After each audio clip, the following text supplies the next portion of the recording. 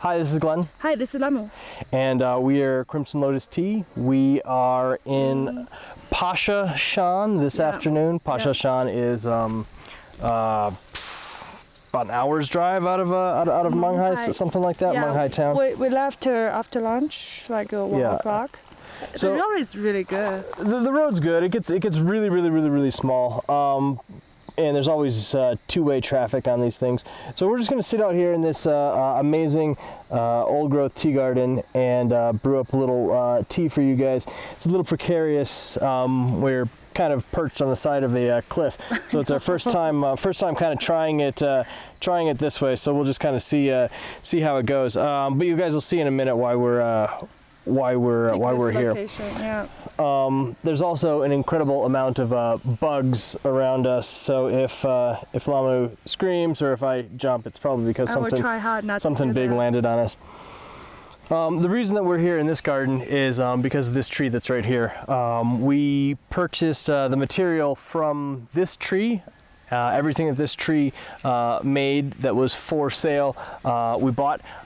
We really like offering you guys single tree opportunities. And we're really excited to find this one. We tried a bunch of the samples this afternoon. We drank a lot of tea here, and I think this one really speaks to both of us. Yeah, this one really spoke for itself. It's a bunch of the stuff. The material was had been blended with some other stuff already, and I don't know, some stuff just didn't really. Too harsh. It just wasn't. We didn't feel it was worth it.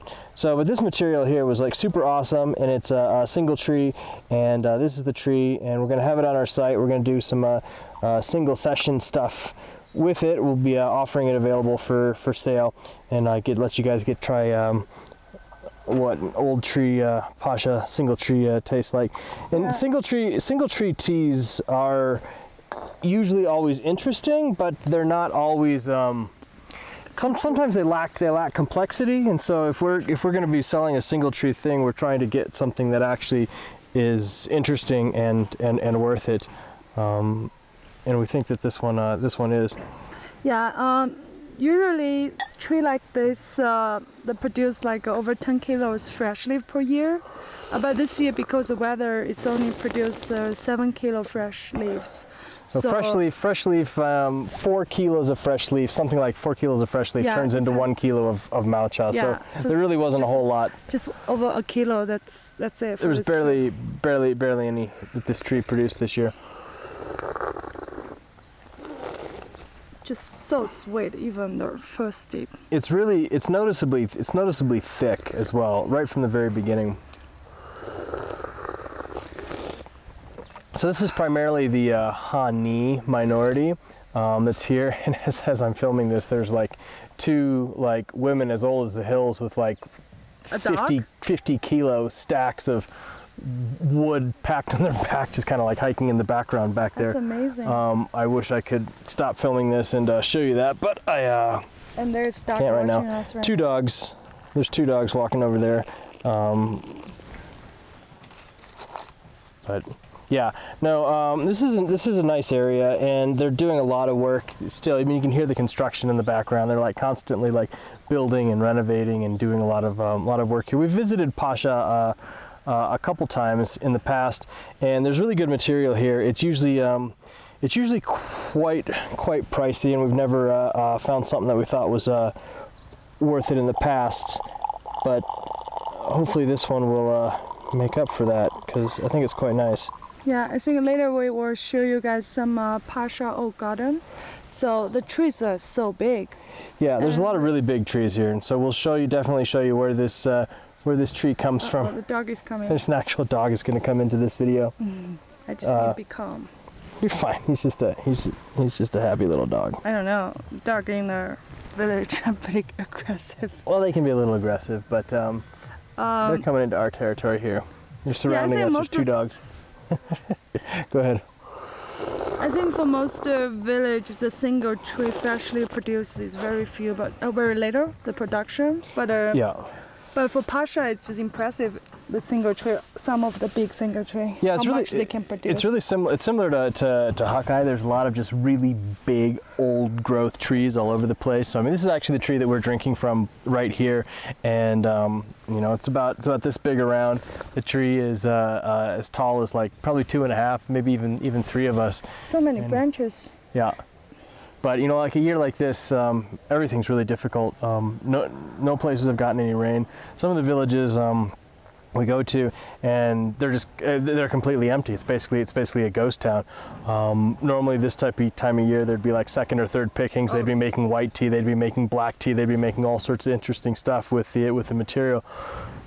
But now it's just every farmer just like nothing to do. Well, there's nothing to do, and the farmers are just lots of village. They close the door. You know, they're just gone. Like nobody's there. It's just completely empty, and that's definitely unusual. There he goes. He's running up the hill. It's actually a really steep hill. You just want to check it out. See what the foreigner doing. See what the Lao is doing. Oh, it's nice. Yeah, so we're actually working, we're brewing this with our traveling teapot. By the time this is posted, the traveling teapot will have been given a name, but currently on Instagram, people are choosing between Short Round or Charon. And I think Charon is going to win, primarily because CHA is tea in Chinese, so it starts off like that, which is actually really nice. Pretty cool. I kind of like and so it's probably going to be called Charon. So yeah, we've been having a lot of fun with this teapot. We've been taking it everywhere we go. It's been brewing tons of really amazing old tree material. Yeah. Everywhere, and then we'll find out some way to make a contest or something, so somebody will be able to win this teapot at the end of the season, which will be awesome because it'll be like perfectly set and primed and ready to go, and already have a pretty awesome story to go with it. It's just amazing because when we tried this tea like a couple hours ago, we used a gaiwan. Now we use the teapot. You can't really tell the difference. You can definitely tell the difference. I think this pot is doing really good with young Sheng. Yeah, no, it's going to be really nice for young Sheng. It makes it a little sweeter, makes it a little thicker, and opens up the body a little bit. Pasha tea does have a very strong energy. No, there's definitely strong energy. Like it, I mean, it's already super hot here, but like it just makes me just like sweat, like straight up and down my back.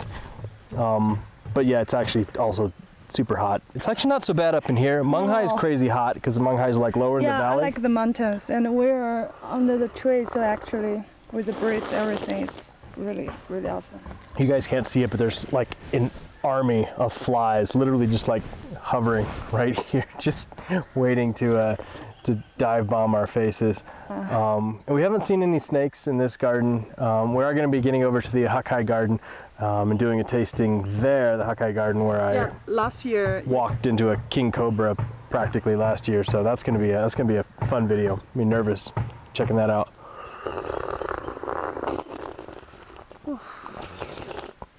Now, hopefully, by the time we get this video posted, we should be able to have this tea available on the site. I think this is going to be really good value for the experience. Oh, my syrup feels really good. It's really nice in the throat. That sweetness is starting to come in the background. This is not very bitter tea. It's not a bitter tea, and it's not as super dynamic as some other young Sheng that we've had, but as far as like body and sweetness and energy goes, like this is definitely a tea that's really because we tried a tea before this, so the farmer actually blend all his tea garden together. Yeah, that tea was bitter. You know, that tea was, it was a full, like all of his gardens, all of his trees, he blended everything together, and that tea just did not really shine. But, sorry. Yeah, go ahead and adjust what you need to do. It's an awkward position.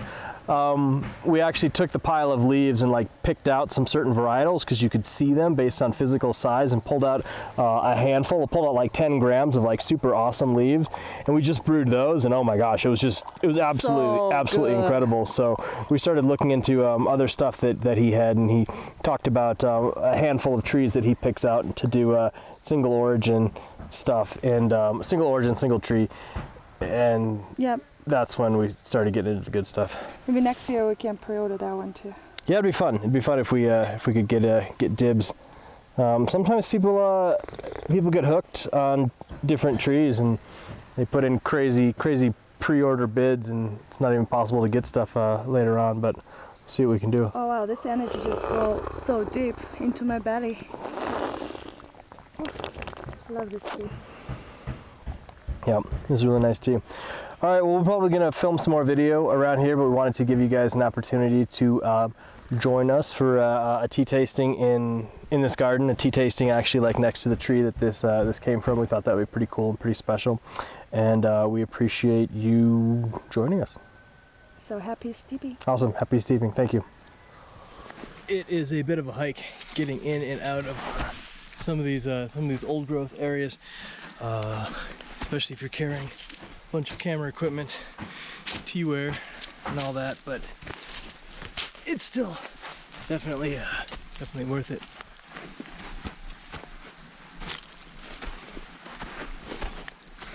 Besides, every single person who's out here picking tea, they're gonna have to hike and climb through the exact same stuff, so this kind of makes you feel a little bit more connected. But some of the stuff you gotta be pretty careful about because it's super steep.